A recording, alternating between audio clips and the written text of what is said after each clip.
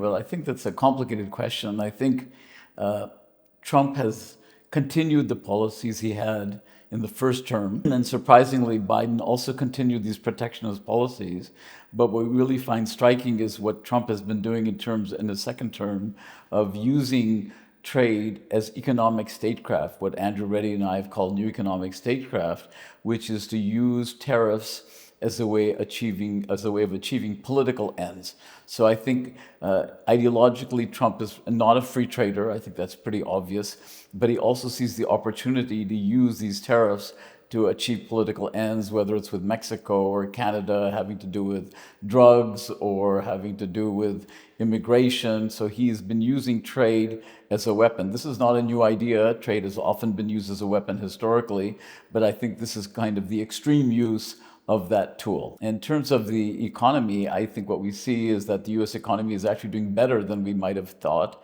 But I think with these tariffs, we will see inflation. We are seeing some slowdown in the market. The stock market has been doing very well, but I think prices have been going up, and I think it's very difficult not to end up in an inflationary environment, given that you're using tariffs, and previously we were buying much more from the rest of the world. So I think that's important. In terms of the rest of the world, I think they are also in shock because countries like the Europeans in Europe, countries like China, have been looking for alternative markets.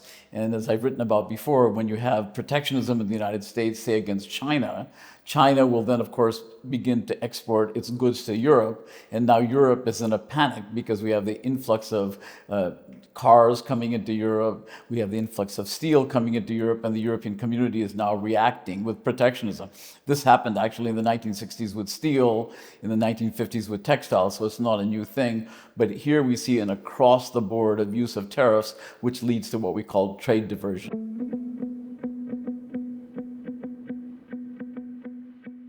I think what's most important to understand is that Trump has aggressively used the powers of the president in a way that other presidents have not. I think Franklin Delano Roosevelt actually did something similar in the 1930s and 1940s, but Trump has kind of reinvented himself as using those powers that are available to the president. And the United States has been a country of law, but it's also a country of norms. And I think what we see here is that Trump has pushed the use of presidential power to the extreme. Now, where's the backlash? The backlash would normally come from not only the Democratic Party, but also from the Republican Party if the Republican Party felt that Trump is going too far. However, Trump over many years has learned to actually manipulate Republican politicians extremely well, and they all fall into line. And so the Republican Party has actually no longer the Republican Party, it's the party of Trump.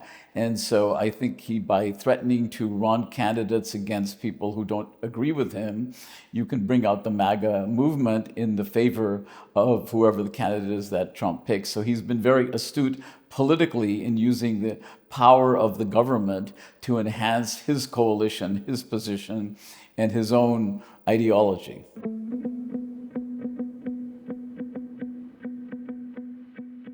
I think the European Union has not really been able to present a unified front, and Trump understands this very well. So you have countries like Hungary and previously Poland and Austria, and there's disunity within the European Union. So the European Union has not been able to present a united front, and the Commission keeps trying to create a unified position.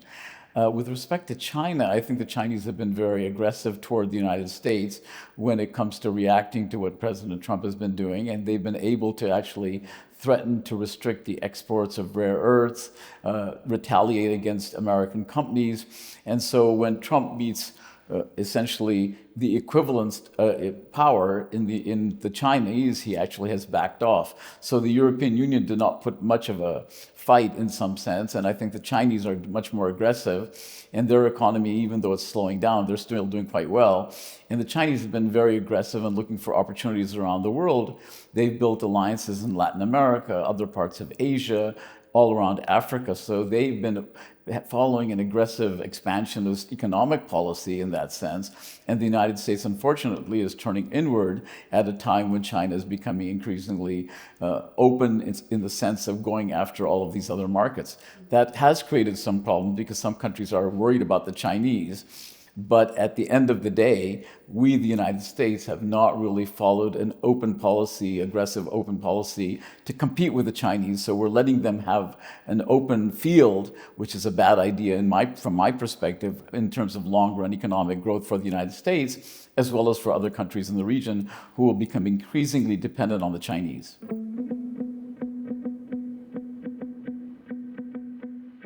There have been many shutdowns of the government in the United States, so I'm not that worried about the economic shutdown. I think the difference is that in this case, President Trump is using this as an opportunity to go after actors he does not like, institutions he does not like, including the universities, including departments. So the shutdown is now being used by President Trump strategically for his own goals. And the universities are now under great pressure across the board, from Berkeley to Harvard to Stanford, and coming under pressure. Law firms came under pressure earlier on, and now much of the government, which Trump doesn't like, let's say the Commerce Department, parts of the Commerce Department, Labor Department, are now, Trump finds an excuse to shut those down and furlough employees. So I think, ironically, the shutdown has been used by Trump again as an extension of his political power to do what he wants.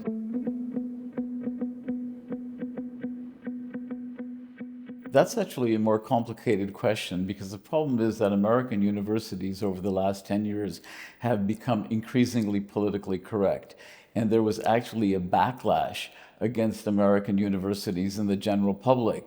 So what Trump has been able to do is play upon this backlash against the university, excessive diversity, equality initiatives, and the like. And he's been able to say, see, we are for equity, we want to protect the Jews, we are against demonstrations on campus. So some people share that vision, but the implementation is a very different thing than simply saying, oh, we need to do something about DEI and excessive progressiveness. But I think there's an underlying sentiment in the United States against these DEI initiatives, which seem to be unfair to certain groups, whether it's the Asians or whether it's the Jews. And we've seen the Supreme Court rule against the DEI initiatives. So at Berkeley, my colleagues who are much more progressive than I am are unhappy. Those of us who are maybe more on the conservative side don't find this to be such a problem. But the general use of the Jewish issue here, or trying to use the Palestinian issue against the university, is what we are objecting to. So me and my colleagues, we're for free speech, not for necessarily having all of this DEI. And I say my colleagues, a group of us who are maybe more conservative from that perspective, we're not happy with what's going on. But what we're seeing is quite unprecedented, going after the universities. And the problem from my perspective is that there's a lot of research which is very critical to American competition, whether it's high technology, quantum computing, medical research, and the like. And I think without funding, that work will diminish. In other countries will be able to start leading in that area.